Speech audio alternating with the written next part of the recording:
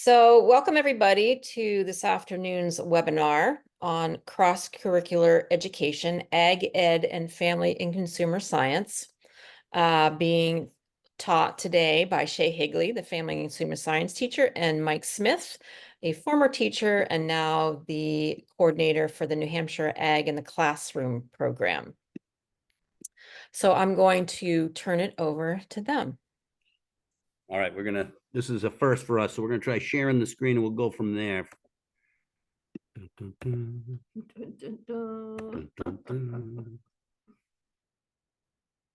Are people seeing that?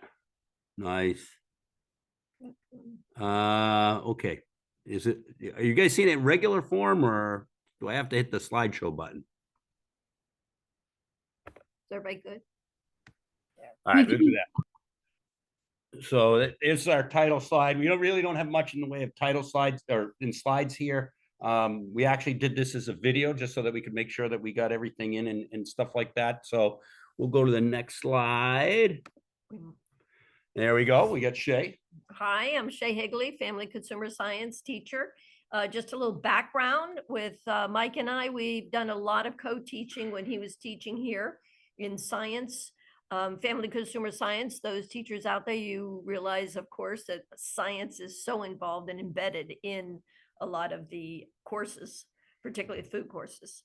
So Mike and I have had years of working together along with other science teachers that have come and gone in the district.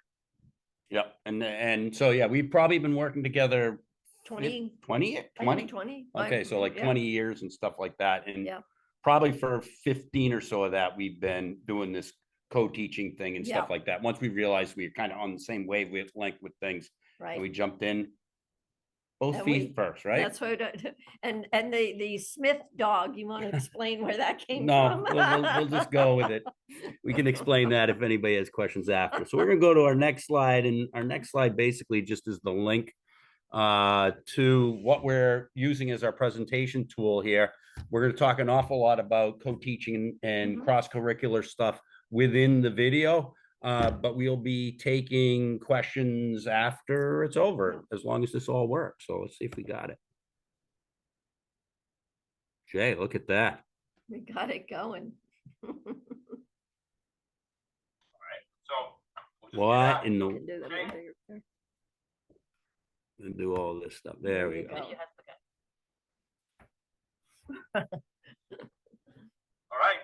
Hello, I am Mike Snoop Dogg Smith here with Shea Martha Stewart Higley, and we're here to talk about some co-teaching together, along with cross-curricular activities that you can do between different subjects and stuff like that.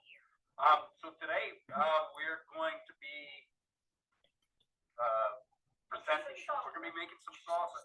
This is something that we've done before, that we have had the kids make this also. I'm sorry to interrupt, but I cannot hear this. Can you turn it up at all? And then while we're going to talk about, as far as it goes, it says how do we? That's just. I'll try it on my end a little more. Yeah. Between me being a science teacher and that's as far as it goes. So to start out, if we were doing any kind of co-teaching, Mike and I would not spend a great deal of time talking. We'd give a little spiel in the beginning, and we'd have the kids engage. So they'd group together and they'd be doing, for example, salsa. These kids were teaching my kids about hot peppers and how it affects the body. My kids are teaching more about preparation. All right, so we'll just get at it. So, Shea, what are we doing? Oh, wait a minute, I'm going to first put on my apron says Smith's Cook. Okay. I don't know where I got this, but that's perfect. All right, so we have a couple tomatoes here. Being that in the summertime, tomatoes are delicious straight from the garden. In the wintertime, they taste like cardboard. So I tend to move toward the Roma tomatoes. Yeah. One reason is because I don't want a lot of juice in there when the salsa makes it too watery. But I did find an heirloom tomato, which is excellent. It's going to offer a different type of taste. So I'm supposed to be holding these. You're supposed to be holding. You're the. There we go. Okay, so we're going to be using those. Yes. So, and then of course you can add peppers if you want. Regular bell Can everybody hear? Shea, let it roll. Make it your own. And when we do it with the students really get a chance to make it their own in the sense that they can pick out different types of hot peppers once they learn about them. Got some cayenne style long hot peppers. We got an habanero here, and we've got a jalapeno there. So tell us a little bit about the peppers as far as the heat and things and how they affect. Yeah, and this is kind of where Shea and I got our start actually doing this. I teach in a horticulture class. We would set up a salsa garden for her outside her classroom. But my kids would use hot peppers or we had a whole selection of peppers that they would use for genetics. We do hybridization of pepper plants, and so the kids were always interested in trying to make like the hottest pepper they could possibly do. So yeah, I mean, and so when we look at the heat, you've got the habanero that's way up there near the top. You've got your jalapenos, which are down more towards the bottom, and then you can get any number of peppers that are somewhere in between there.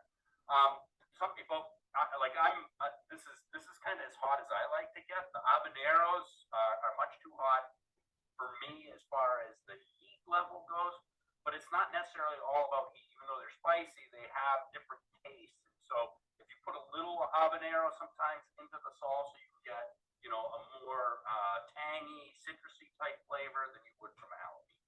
So that's good to know. So also tell us what that word was when the kids were having to rate, you know, hot. The Scoville units? Yes. Yeah, so the Scoville units is a measurement that they use to basically give a value to the heat level of a pepper, and it's based on the fact of the number of the Scoville unit matches the amount of drops of sugar water you have to take in order to get it back down to a bell pepper, which is essentially 0 on the Scoville scale. So you know, jalapenos are somewhere around about 5,000. These are up in the 250,000. And the guy that made the California Reaper, which was the hottest pepper at 1.8 million Scoville units, now has created Pepper X. They haven't named it yet, and that's supposed to be like almost 3 million Scoville units. Why anybody would ever want to eat one of those, I have no idea. Yeah, no, we wouldn't want that. And as you see, the science students would be relaying this information to some of my students in the group. We get a little bit of both from each class. Nothing better than having kids teach kids because That's they listen right. to each other a little bit better than they listen to That's us. right.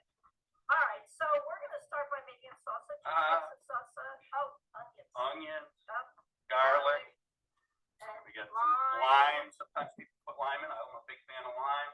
cilantro. Cilantro. I am not a big How fan many? of cilantro. Now, tell me why, Mr. Smith. Why are you not a? I'm not, because it turns out that people have a particular predisposition to what cilantro tastes like. Some people say cilantro tastes good. Other people say it tastes like soap. And that's just a genetics thing, actually. And so there's Yes. genetic reasons why cilantro tastes like soap to me. So I don't put it in anything that I intend to eat, but that doesn't mean. So you may not like that either, and perhaps you put in another type of herb such as parsley, which is very mild for anything. See, salsa can be made any type of taste Well, and to the person. we're learning a little Spanish today, aren't we, Ms. Yes, we Higley? are. And salsa actually just means sauce. That's all it means. We have this idea that it's, you know, spicy and that you get it and you put it on chips and stuff like that. But when you're speaking in a Spanish situation, it just means sauce. I was out west in Albuquerque one time, and the people we were with, they saw it said chili on the menu, and they're like, "Oh, okay, I'll just get some chili." And the server said, "Well, do you want red chili or green chili?" And they said, "Well, I just want regular." Chili is just, I mean, chili is a pepper. That's what it means in Spanish. So the idea of chili, we think of it as what? Maybe some beans, maybe some meat, that sort of traditional chili in that sense. But for them, it just means sauce made out of chili. So like when they say red or green, they mean red sauce or green sauce. So it's really meant for chips and stuff like that. You learn a little culture. I'm Little going to culture. have you chop up some of this cilantro. Oh, We're not gonna use it yeah. all. I'm going to leave it really big so it's easy to pick up. There you go. I'm going to show a little technique in cutting an onion that I learned from a chef that was in the military, and he was actually on a type of boat or whatever they have in the military. When they're in the water, they're in a boat, generally speaking. It Whatever. it was a great way to see, which I have my students do because it's quick. Now, of course, just cutting the ends and getting that skin off. You want to start out. What he said is since he has to do quite a few onions at a time, That's a crying shame. yeah, it's a crying shame. So he I'm watching this. So actually what you do is put this flat and you're going to cut it like a grid, not going all the way down. Okay. Keeping those fingers cupped, of course, and that's what we tell our students. Then we turn it the other way, thinking like graph paper. Cut partially down, so we've got that base that still keeps it together. Then we turn it and there we go. We cut and we have all these little pieces. So we're going to cut a little bit. I'm not fond of real raw onion, which I think is Do you fine. like raw? Well, oh, I love cilantro. Oh, So in order to take some of that strong flavor out, because we don't want to overpower the tomatoes, we're going to rinse it. We're going to rinse some of that sulfur off. nice. What do you want me to do with the cilantro, Shea? Okay, so set that aside for now. Slide it to the edge of my Now, if you notice, Mr. Smith hasn't taken my class, so he's using the blade. Great. We want to use the spine side, as we tell our students, because it protects our brain when we take the class. All right, so I'll have you start on these tomatoes, and I'm going to go ahead. Am I going chunky or am I going? Let's go chunky, because All right. later we can put some of it through the food processor. Students don't always like the chunky. I get a couple of them that are really into it fresh. But remember, their experiences is the salsa that's in a jar, okay, or a can. So they're going to look for that as well. So I often give them choice in the room to choose whether they want to have fresh chunky or if they want to go ahead and blend it up. Choices, schmoices. So part of when you're dealing with co-teaching, you're getting kids that you normally haven't taught. So you have your class and then you have another group of students. So making sure ahead of time that you look over the list and group them in a way that it's going to be productive. If you let them come into the room and everybody goes where they want to, you're going to have a group of 20 in one and a group of 2 in another. And that doesn't benefit what you're trying to accomplish. I think the other thing that co-teaching, and as you guys can tell from the video, Shea and I are quite different from each other. And so her kids get a little bit of where I'm coming from, and my kids get a little bit of where she's coming from. And I think it works out well because they get two different perspectives on basically the same topic. Yes, Mike has a much more vibrant personality. I don't know about that. A rough around the edges type of personality, possibly. Should we put that? Yeah, of course. Why not? So again, we would offer several different types of peppers for the students. The whole idea is when they're working with the group to get to know the other students who are in the group, and then create that salsa as their own. And giving them choices makes it a lot more fun. And we've done, we're making salsa today, Shea, but we've done this with pizza, we've done this with hot sauce, we've done this with chili, I've we've done done it this with kimchi, kimchi, not with me, but with the biology. the other biology teacher. We did a thing on crustaceans once, we did a thing on, I'm trying to think what else. Oh, fish. Right. Where that the fish one was actually really, really cool in the sense that not only did they do something on, like the kids in biology were using it to identify different parts of the fish, but also they tied in art. They were doing some fish scale painting. It's a Japanese technique. I don't remember because it wasn't my deal.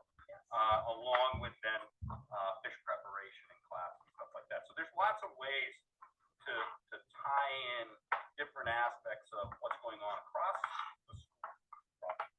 Right, which we try to encourage. The topic matters for family and consumer science that work very well with science is fermentation, crystallization. That's another one that's excellent. And of course, you can get just about anything with science into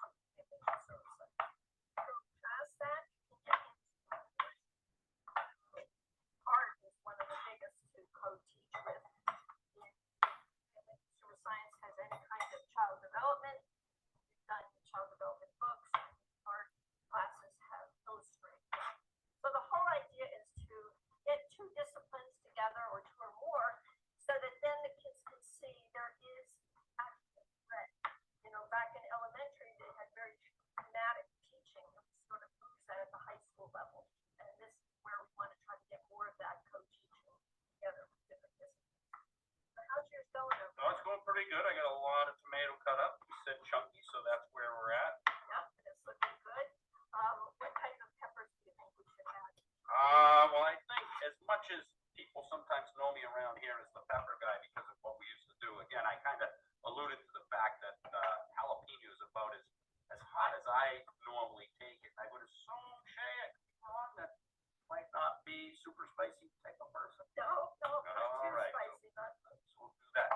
So one of the things I think that hold people back from co-teaching is one, like, how do you get into it? How do you approach it? How do you approach another teacher to help co-teach with you? And like, I think a lot of times it's something that holds people back is like, what if it doesn't work out perfectly? right. How often do things work out perfectly with us? You have to let it go. Let it go. And sometimes that ends up being kind of the better learning experience. We did one with pizza. We were doing wood-fired pizza. We were doing it out on the grill outside. And the problem with managing a wood-fired pizza is it's awful hard to control the heat. So we were, I'm going to call it over pizza. Before we could really get the stuff on the top to cook or to melt and all that other stuff, we were starting to burn the bottoms. And, you know, for science, it's easy for me to say in science. I don't know so much about you, Shea, and family consumer science in your foods class. Like, failure is just part of how this all works. And you know, I certainly in my cooking. Absolutely. You know, And that's where failures- you get brainstorming. 'Cause Absolutely. Why not get the students involved in that and say, hey, look what's happening. This is burning the bottom. Who can tell me? Let's come up with some idea. They love that. They love being a part of it. They feel like they're not just sitting there like little robots and you're telling them what to do, but they're involved. I think also it's the power of being wrong is underestimated as a teacher. Yes. We struggle so much sometimes to act as the experts and appear to be the expert, but it's okay. I think it's actually even beneficial sometimes to be able to sit there and say, I don't know this. I'm not Right. I'm not perfect at this, or we tried it, didn't work. What should we do differently? And I think that can go a long way in capturing the kids' belief in what you're actually doing. Right. And help them use the research. Hey, let's look at this together. Let's research. I mean, that's really what learning's all about anyway. Exactly. So we've been doing this. How long have we been doing this? Well, let's see. Oh, I'll give you the garlic. Oh, before we move into the garlic, I don't like raw garlic. I would roast the garlic, or if I was doing this with the students in the lab before, I made improvements and hey, would you roast up this garlic because we're going to do the lab tomorrow. So it gives it a really nicer flavor, I think, and not so harsh. But again, salsa is based on what you love and what you don't love. So again, like, wow, violence. So yeah, I mean, again, we've been doing this probably at least 10 years, maybe Oh, yeah. 15, Oh yeah. something like that. What is it that you as a teacher like about bringing in another teacher, another perspective, and how does that help you think in the actual process? Variety and excitement. If we're getting bored as an instructor, the students are getting bored. So I like my day to have a little bit of variety because I know that my students do also. So You're calling me variety then, all right? I'm calling you in your class variety. But it does. It gives them more excitement. A lot of them get excited knowing their friends in those classes and they're being brought into this class. And they like to showcase. They like to show their students and their peers what they know. Okay? I think one of the things that I've also noticed, and Shea's one of the teachers that I've co-taught with, I've taught with the other biology teacher, and because one of the things is even though we teach the same subjects, it turns out that their expertise in it and our expertise in it are different. So, you know, sometimes we're doing a presentation that's on video right now. This is one of the things that happens when you're trying to make a video. But you know, they bring up their expertise, and he would often bring up stuff that I didn't know, and I'd be the first person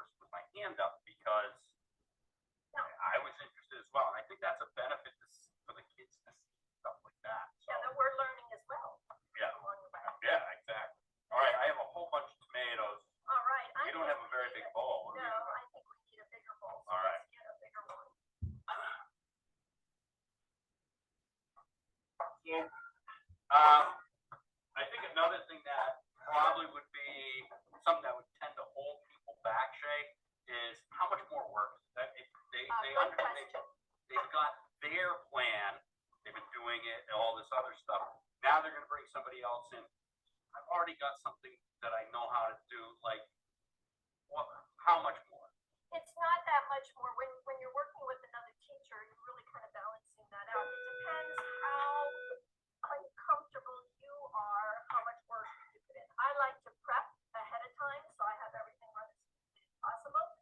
Mike is more of a fly by the seat of his pants guy, but he comes up with, Plan differently. yep, we plan differently. He comes up with some questions. We'll do a question sheet where he has questions on there that information he's taught his students, and then I have questions on there that information I taught mine.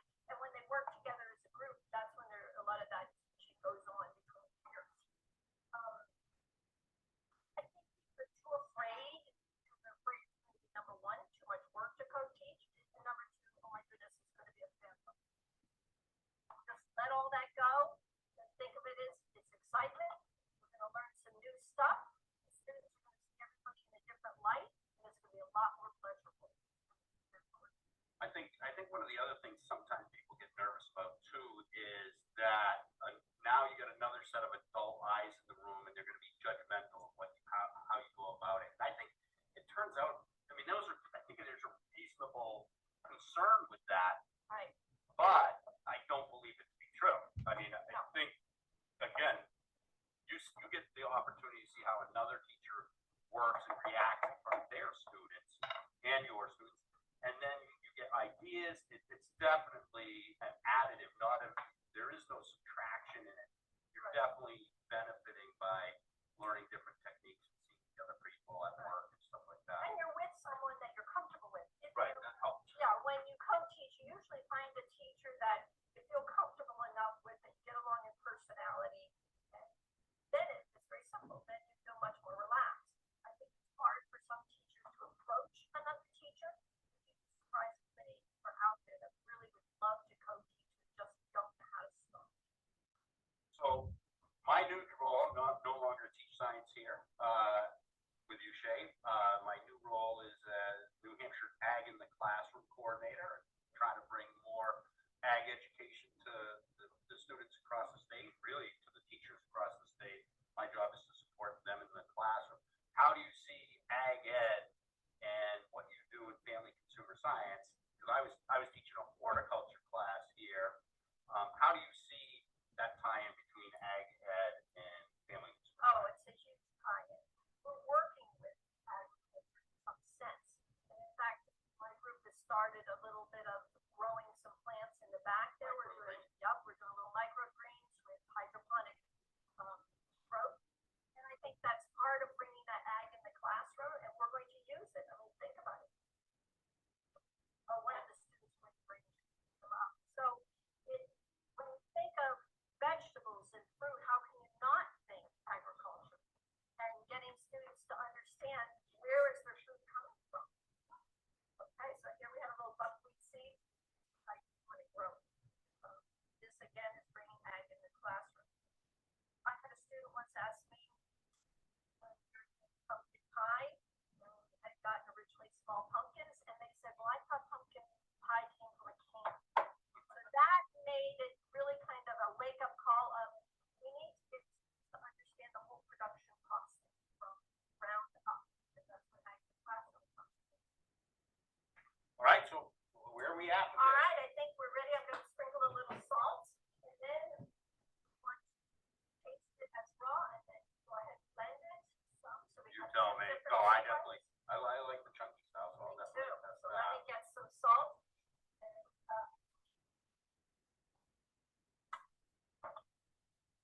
I think Shea was saying something about how she'd like to have everything laid out and prepared. yes. All right, so again, I'm heavy on the salt. Let's do it like this. Isn't that the salt guy, right? All right, so go ahead and taste that. See what we might need. Of course, I know you're but that's cilantro. Yeah, I'm trying to dig around it if I can. Now again, it's, as I said before, some students like it where it's blended more because I have a lot of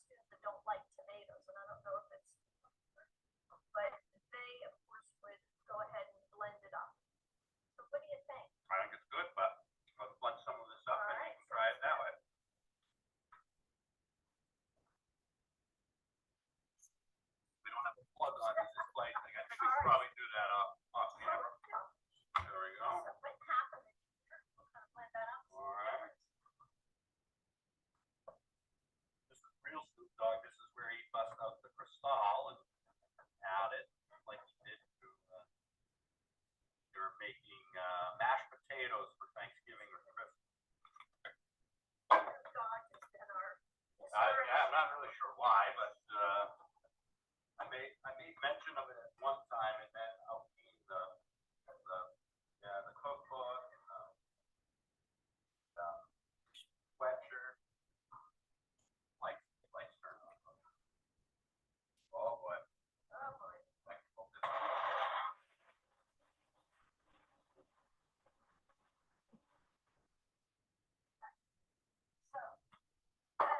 So, to show an example of when we were first getting it going, it wasn't going. This happens. This is part of live, and it's going to happen in your co-teaching, and that's okay. All right, so we blended it up. Here's why I don't care for this, but students like it that way. The color to me is off-putting. Off-putting is to say mildly there. Yes, Shay. yes. Now, if we had a little more tomato in there, maybe it'd be a little redder. You could use canned tomatoes, if you don't really like the flavor too much with the tomatoes. Very good. So should we have some of our young ladies come up and take a taste test? Would you like to take a taste test of some of them? And again, this would be exactly what's happening. This is exactly what would be happening in Yes. class. Always the benefit for my kids when we do co-teaching is they get to eat stuff that they wouldn't normally get to eat because they're not in family. And sometimes they like the experience. What was something you had that we tried that, I don't care for much? Salad that was done? Oh, it was strawberry and oh yeah, broccoli grape. Broccoli grape. That's what it was. It was not. They didn't like that combination, but sunflower butter and ketchup. Yes. Trying to get them to understand that they may individually not like these ingredients together as a whole. Thank you, ladies. That's pretty much it, right, Shea? Yes, thank you very much for watching. Look forward to your comments.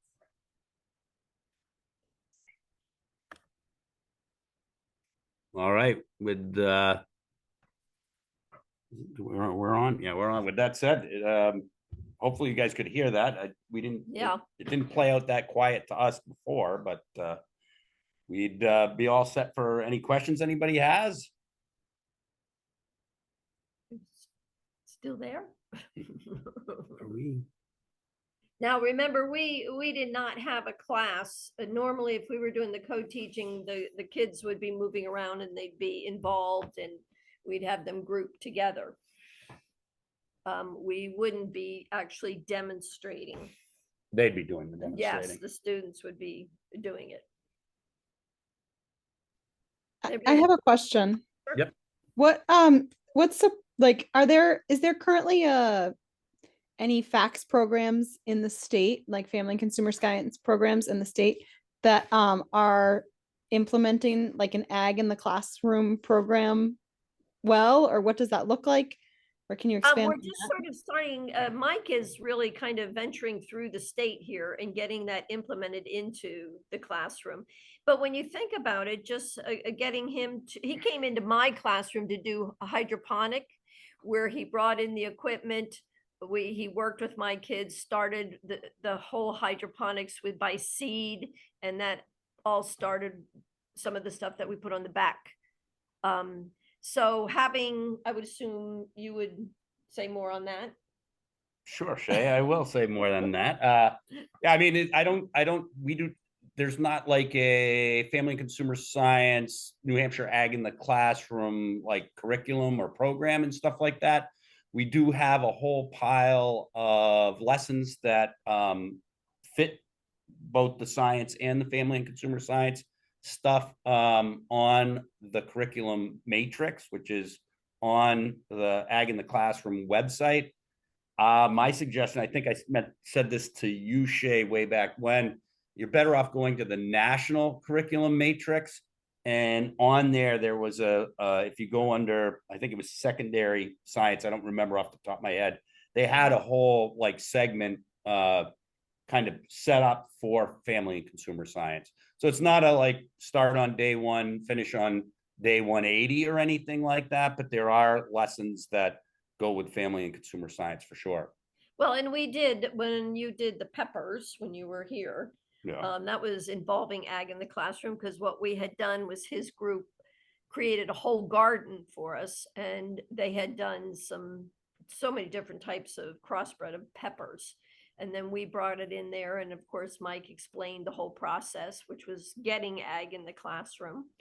Are you looking to find someone to come in and speak or help you with that kind I'm of just thing? curious what's available. And then I guess to that, like a follow-up would be as if there's funding. Like, do you provide funding for groups that like teachers that want to do this, or schools or districts, or? So New Hampshire Ag in the Classroom is a low budget affair at the moment.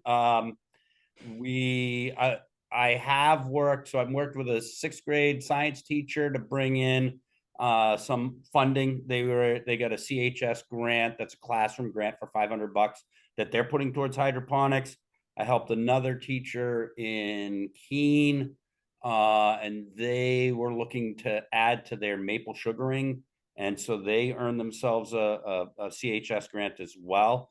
And so I'd be, you know, while I don't have funds, we do have like free seeds and things like that. And there's sometimes I can scrape stuff together depending on exactly what it is that a teacher's looking for. But lots of times what I would do is I'd try to look for places to send you that you could find money that might work. There's a fair amount of grants out there that are focused on like school gardens, that, you know, while I might not have my hands on the money directly, there is funding for that. I think actually Bridget, who's on this as well, we're going to be getting together next week sometime and talk about that sort of a thing and how do we get more school gardens into schools. Are you at the middle school? Is that what you had mentioned, or the high school? No, I'm at the high school, at Bedford High School. A good way to start is with the hydroponics. Yep. Very simple. That's a great way to get ag in the classroom. Yeah. I mean, we have a grow cart in my classroom, and the students are the garden club. I'm just as growing stuff in it right now. And yeah, I'm just trying to figure out like how to do it in a way that's sustainable for me. There's only so many hours in the day, and I know all of the things I can do, but so what I've been doing with a couple of teachers, and it's not necessarily family and consumer science, but like when they have an interest in, like, not sure what they want to do ag wise, but they know they want to do it, is I'll come in and just visit with them, and we'll see where implementing something that we have available makes the most sense to them. Because not everybody's scope and ability is going to be the same. Right. And as you're saying, time is a big factor, you know, for a teacher. Yeah. I think we had some things on chat here. I'm not, No, it's just information. okay. Actually, Britta, anytime that you want to contact me, if you have any questions, please feel free. I mean, I'm still here at Mascenic, still teaching Where is Mascenic? in New Ipswich. Yeah, so Okay. We go through Bedford every time we go to Manchester. yeah, so Okay. yeah, so well, and your high school's fairly new in the last several years, isn't Probably. it? Yeah, it's about 15 years old. Oh, even that? Wow. Time flies, Shea. Time Jeez, flies. I'm getting I old. know. Maybe even a little more. No, 15 I think is about right. Well, you can contact me, and I still have contacts with a lot of family consumer science teachers around the state. Yeah, we're making fresh tomato salsa on Friday. Nice. Excellent. The That's same awesome. thing, basically. That's great. That's The good.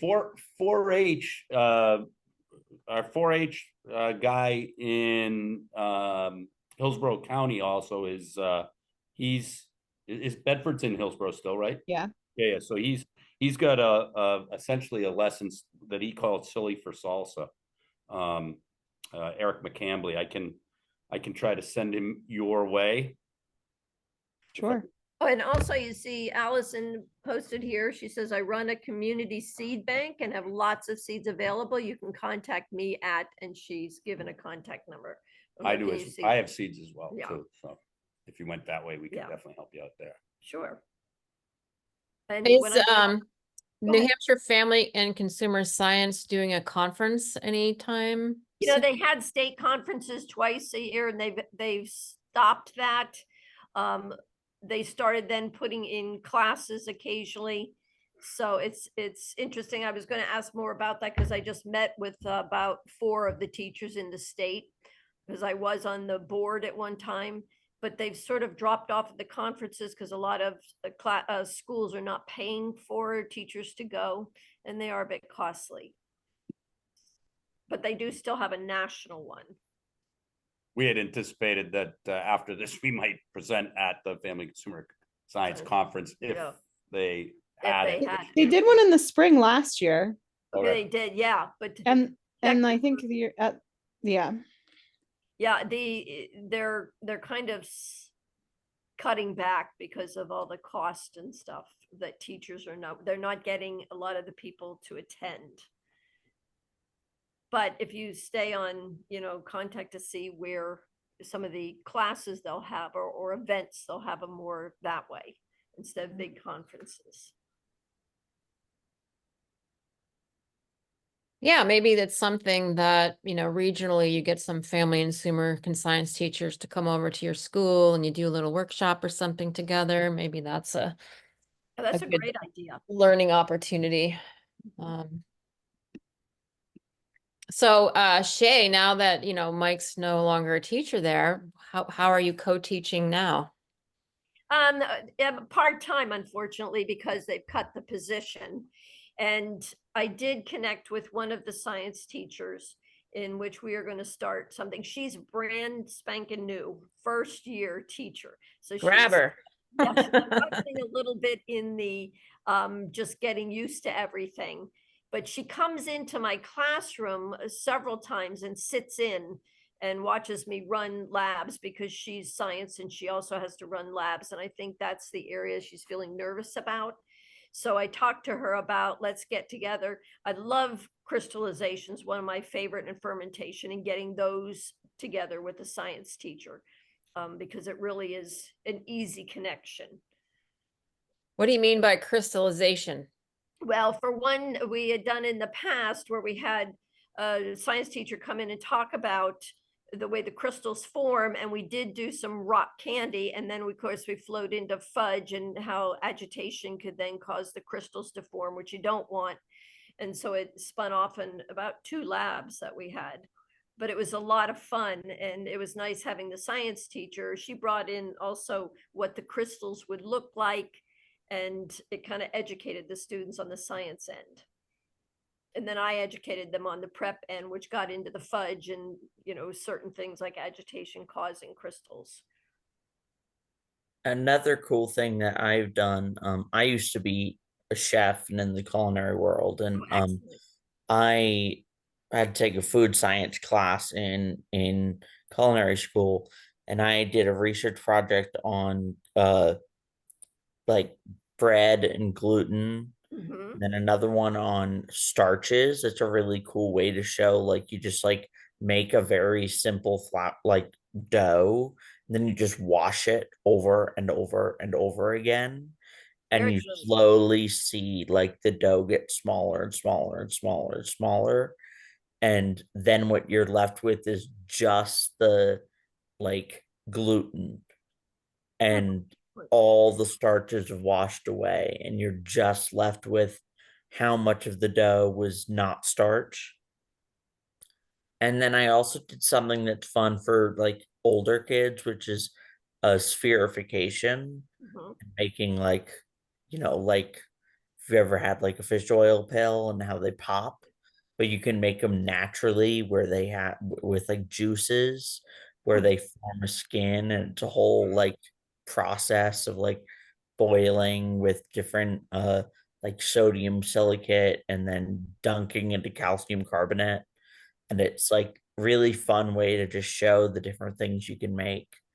That's really awesome. I love the gluten one because we're getting into some specialty foods, people that have issues with lactose and gluten intolerance and so on. That would be a great little start for that. I actually just taught at a workshop I was at over the weekend, a workshop on wheat and health issues, and talking about whole wheat versus refined wheat, and why we're having some of these gluten intolerances and health issues due to the refining of wheat and wheat berries versus eating whole wheat berries.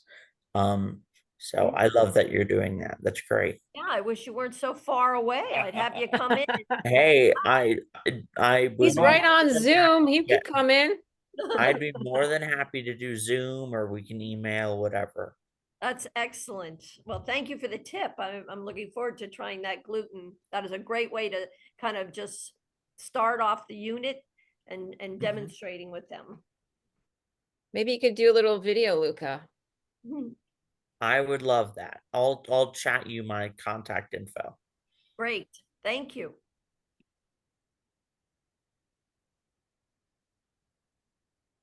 We've any other comments or questions? This whole idea of co-teaching is pretty interesting. Is it happening in other classrooms? Not that I see in this school. A lot of it is people are afraid, particularly at the high school. I'm obviously comfortable. I've done it with a lot of different disciplines. Like I said, I've done it with art. We did it with English language arts. It's interesting when I approach someone, they're really, oh, sure, I'd love to, but they don't start it. And I think they're afraid to start it. And because I've had so much background in it, they feel more comfortable if I approach them. I've done it with the French class where they came in and they taught us some French. We did French pastries. And so they enjoyed that. A lot of it is the lack of comfort of teachers. They think another teacher's not going to want to do it. I think teachers also,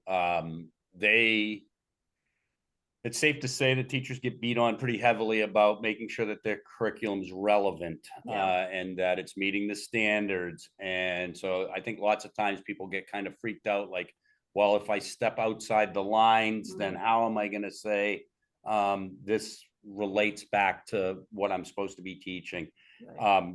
And like Shea said, more so than anything, variety and excitement are huge. I mean, it doesn't matter whether you're hitting the standard out of the park. If the kids aren't listening, they're not learning. And so it's super important.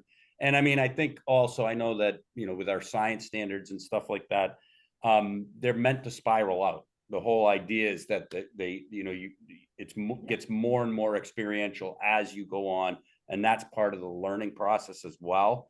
But it's easy for me to say that. It's a lot tougher for them to bite down on it when, whatever lesson they have in the textbook comes with the standards attached directly to it. And they can always be like, look, here's where this is happening. So it's safer, I think, not to.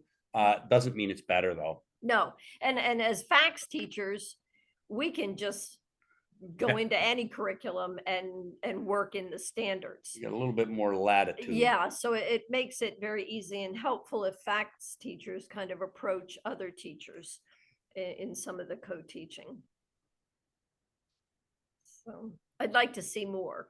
I'd like to see more just pulling in all, because it helps the students grasp some of the it ties it to their life. It does. I taught a quilting math class, and all of that was I went through the math standards, pulled them in, and did all of that in with the quilting class. So it really kind of helps the kids apply what they're learning in some of these other disciplines. So we're hoping to get more teachers out there to kind of jump in and co-teach a little bit. Have you ever thought about presenting about this at other conferences, the science teachers conferences? Well, Mike did think of that. Yeah, it's kind of the next step after this for next fall's conference. Whether or not, great. The hope. I don't know if what other teachers have conferences, but yeah, right. Interesting. Or like PD days at your schools? Is there something that you could do? I We think did- we did do one it. Yeah, we years did once. ago. Yeah, I remember Yes, we I remember did. the principal was astounded that you were co-teaching with me. Yeah. Found out through our presentation that it was happening. Didn't even know it was happening in the classroom. Yeah. We've actually done it with two teachers, two science teachers and myself. Remember with, Yeah, yeah, Yep. so there were three of us co-teaching at once. that was rambunctious. Yeah, that was a little bit, little exciting, a little bit too It was much. end but of it the was, year too. but so. it was a great way Yeah. to, try it out, and we had a good time. And How do you like logistically work out, like, is it like if you do it year after year, do you have to make sure your schedules, like the classes are at the same time? you know what I do, because I'm so flexible as a fax teacher, they're not as flexible. So what I do is arrange mine in order to fit. So I'll check out, for example, with this science teacher that's new, I'll say, what's your curriculum looking like in the next several months? And she may tell me her topic matter, and then I will see how can I fit in there and co-teach with her. It's certainly not seamless.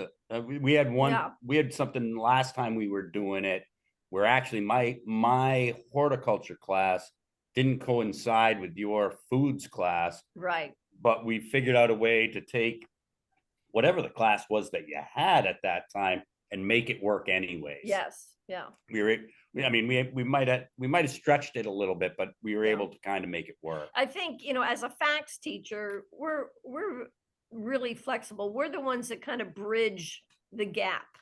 We're, because we can be flexible. So it does help, and I would check into your science teacher, history teacher, foreign language teachers. They usually like to do that kind of thing because culturally it's wonderful. See where they are in their curriculum and where they're going to head, and then see if you can work it in your curriculum. How long have you been teaching? Britta's brain is churning with ideas right now. A lot of work. Little steps. It really is, and I think you're thinking it's more work than. How long have you been teaching? 15 years. Well, no, 20. No, Yeah, okay. 15 years. Yeah, I think you're thinking it's a little more work than it It's actually just a lot. Like my classroom is small, so if Uh-huh. I co-teach and I bring in another third, I have 45 kids in my room. Maybe, Yeah. I already have to lock the door and kick the ones that want to come in because they're Yeah. getting free food Yeah. out. maybe the thing to start co-teaching with would be something outside. Yeah. Yeah. Yeah, something more Because outside. we've been in that same boat where we both have huge classes, and certainly when we had three, we couldn't fit all three in our family and consumer science. So we did wood-fired pizza, and we were doing it Yeah. outside, and the kids love that. And the science teacher, maybe they have a bigger room. When I was teaching food science with the chemistry teacher, we Yeah. did a bacteria thing where Salmonella cafe, and we set her whole room up like a cafe, and they had to pretend food, and they had to discover what illness they ended up getting. But she had a larger room, and we had about 30 students, so it worked out there. So it's just sort of jumping in the deep end and saying, hey, this is going to be fun. It is important to find something that work. Like you Yeah. don't want to jump into the deep end with something that's not going to work. Well, no, So you got to have some Yeah. kind of thought process. and there. for us also was like, and that's the reason we used it Yeah. as our example, because it's by far the easiest one. We had a right outside Shea's door. She Yeah. has a salsa garden, and it worked. That's the easy one to get started. Then you can let the wheels spin and figure out how to do the Right. harder things. And you got to organize. Like I said, I picked the kids that I wanted to group together. And then I me had too. stations that all of the equipment and everything was ready. Because remember, you're getting kids that come into the classroom that may not know where equipment is kept. So you really want to kind of prep that and have it ready. So there is some behind the scenes work that you got to do. Mm-hmm. Well, thank you for sharing. You're welcome. And good luck. I hope you try it out. Yeah, thank Reach out you. Be to fun. me if you need anything. Yeah. Yeah, I have to go, but thank you. Yeah, this is really such an interesting idea, and I hope that it spreads, or you can figure out a way to engage Correct. more, all kinds of teachers in Yeah.